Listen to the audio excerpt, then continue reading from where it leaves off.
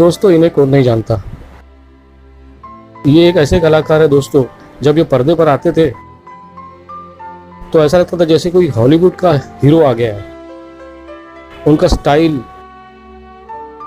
उनकी dialogue delivery का तरीका, उनकी एक्टिंग बहुत ज़बरदस्त हुआ करती थी। लोग उन्हें देखने के लिए, उनकी फिल्में देखने के लिए तरसते रहते थे और लोग उन्हें बहुत पसंद करते थे। दर्शकों में उनकी बहुत डिमांड थी। शम्मी कपूर के बारे में जितना कहा जाए उतना कम है। और हम में से शायद ही कुछ लोग जानते होंगे कि उनका एक अपना डांसिंग स्टाइल था। उन्हें कभी किसी कोरियोग्राफर की जरूरत नहीं पड़ी और जब भी डांस करते थे उसकी कोरियोग्राफी वो खुद करते थे। भले उनके साथ के सहायक कलाकार जो हीरोइनें होती थी वो कोरियोग्राफर से अपने डांस स्टेप्स को सीखती थी, लेकिन शम्मी कपूर ऐसे एक खास कलाकार थे जिन्हें कभी किसी कोरियोग्राफर की जरूरत नहीं पड़ी। और फिर भी वो जो भी कोरियोग्राफ करते, जिस तरीके से भी डांस करते थे, वो भी बहुत सुपरहिट हुआ करते थे और उनकी डांस स्टाइल के सभी दीवाने थे। इसी तरीके से हमने एक और कलाकार के बारे में सुना है, वो थे मिथुन चक्रवर्ती, जो कभी डांस रिहर्सल नहीं किया करते थे। जब कभी भी सेट पे डांस कोरियोग्राफ किया जाता था, कोरियोग्राफर आता था, कोरियोग्राफ करके उस डांस को बताता था, तो मिथुन चक्रवर्ती सिर्फ बैठकर उसे एक बार देख लिया करते थे, लेकिन वो कभी रिहर्स नहीं करते थे। रिहर्सल उनके सह कलाकार, उनकी हीरोइनें किया करती थी, लेकिन मिथुन चक्रवर्ती डायरेक्ट टेक दिया करते थे। इसके लिए उनके साथ के सह कलाकार जो हीरोइनें होती थी वो बहुत डरती थी कहीं रीटेक ना हो जाए। तो हम बात कर रहे थे शम्मी कपूर जी की। उनकी जिंदगी से एक बहुत इंटरेस्टिंग मामला जुड़ा हुआ है, उनकी शादी की। उनकी शादी जिस तरीके से हुई दोस्तों, ऐसा शायद ही हर किसी की जिंदगी में होता है। ये वाकया तब का है जब उन्होंने अपनी पहली पत्नी गीता बाली के साथ शादी की थी। उनकी शादी जिस तरीके से हुई शायद किसी और की हुई होगी। ऐसा हुआ दोस्तों, उनकी एक किताब जो रऊफ अहमद ने लिखी थी, उसमें वो कहते हैं, मैं उस पल के बारे में नहीं बता सकता जब मुझे गीता से प्यार हो गया था। मुझे लगता है ये एक छोटी सी घटना थी कि एक शेर ने ऐसा किया था। मैं उस शेर की तलाश कर रहा था जिसने मुझे धोखा दिया था। गीता मेरे घुटने थपथपाती रही और कहती रही, चिंता मत करो शर्मी, तुम उसे ढूंढ लोगे। बात एक रात की है। हम डिनर के बाद अपने होटल लौट रहे थे। गीता जीप में आगे थी और जैसे ही मोड़ पर मुड़ा, मैंने देखा कि उसकी जीप एक पुल के बीच में खड़ी थी और वो बोनट पर एक अजीब हरकत कर रही थी। मैं भागकर ऊपर गया तो वो मंजर देखकर घबरा गया। यह वही शेर है शम्मी, तुम्हारा शेर। और वो ऐसे चिल्लाती रही, अपनी बंदूक लाओ। और वो चिल्ला रही थी और मैं अचंभित था, लेकिन वो बिल्कुल भी नहीं डर रही थी। मैं इसमें उसकी कैसे मदद कर सकता था, लेकिन न जाने शेर कहीं गायब हो गया। इस बार उसने मुझे फिर से धोखा दिया और गीता को इस तरीके से देखकर मुझे उससे प्यार हो गया था। मुझे वो दिन आज भी याद है। वो 2 अप्रैल थी और 1955 की घटना थी। शम्मी ने सोचा यह सब ऊपर वाले की मर्जी थी। जब फिल्म की ओरिजिनल स्क्रिप्ट में उसके लिए कोई सही रोल नहीं था, तो गीता ने खुद को इस फिल्म करने के लिए क्यों तैयार किया था।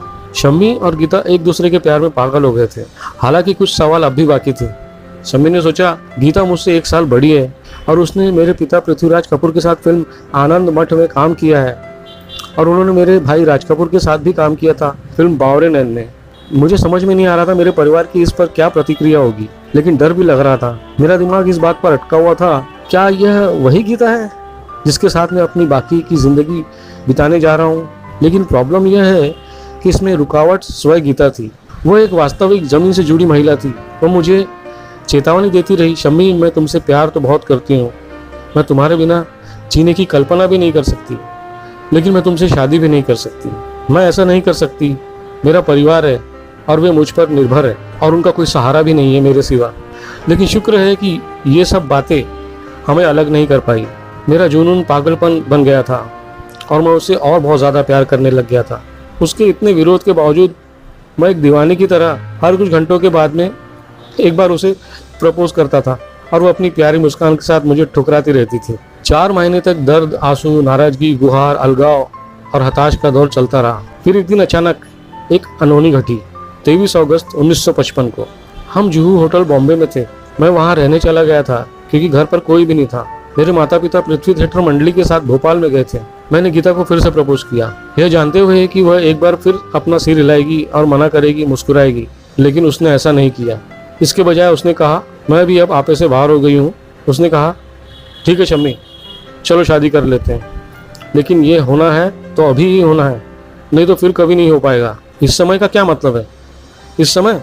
मैंने हैरानी से उससे पूछा। हाँ अभी, नहीं तो हम कभी शादी नहीं कर पाएंगे। उसने पूरे विश्वास के साथ मेरी आंखों में आंखें डालकर ऊंचे स्वर में कहा। मैं उछल पड़ा और बोला, ठीक है अब चलो, हो गया। मैंने आनंद फानंद में अपने कॉमन फ्रेंड जॉनी वॉकर, उनसे बात की और उनके पास गया, क्योंकि वह भी अपनी प्रेमिका अभिनेत्री नूर के साथ भाग गया था और बमुश्किल 1 सप्ताह पहले ही उसने शादी की थी। उसने मुझसे कहा, हम मुसलमान हैं, हमें तो बस एक काजी ढूंढना था, आप हिंदू हैं, आपको किसी मंदिर में जाकर शादी करनी पड़ेगी। बात तो समझ में आ गई थी, अब क्या करें। मुझे फिर याद आया, हम अपने एक दोस्त जिसने कॉफी हाउस फिल्म बनाई थी उसके निर्माता हरी वालिया के पास बांद्रा गए। हरी को भी ऐसा ही अनुभव हुआ था। वह हमें दक्षिण मुंबई में नेपियन सी रोड के पास प्रसिद्ध बाणगंगा मंदिर में ले गया। जैसे तैसे शादी की तैयारियां हो गई। जब हम सुबह मंदिर पहुंचे तो गीता अपनी मुड़ी हुई सलवार शर्ट में थी और मैं अपनी शर्ट और पैजामा में था। बिल्लियां और कुत्ते अजीब आवाज में चिल्ला रहे थे। एकमात्र गवाह के रूप में हरी वालिया के साथ पुजारी था। पुजारी ने अपनी औपचारिक संस्कार किए और हमने पवित्र अग्नि के 7 फेरे लिए और पति पत्नी घोषित हो गए। फिर गीता ने अपने पर्स से एक लिपस्टिक निकाली और मुझसे कहा, अब हमारी शादी हो चुकी है और वैवाहिक स्थिति का उजागर करने के लिए इस लिपस्टिक को मेरी मांग में सिंदूर की तरह भर दो। आखिरकार गीता और मेरी शादी हो गई थी। दोस्तों, यह वाकया रऊफ अहमद की एक किताब Shammi Kapoor the game changer का एक अंश है। उन्होंने शम्मी कपूर की बायोग्राफी लिखने की कोशिश की है। ये बात बताकर हमें बहुत अफसोस होता है कि गीता बाली की मृत्यु 1955 में एक बीमारी के कारण हुई थी और उसके बाद शम्मी कपूर ने 4 साल के बाद नीला देवी के साथ में दूसरा विवाह किया था। तो ये कहानी थी शम्मी कपूर साहब की। आपको कैसी लगी बताइएगा जरूर।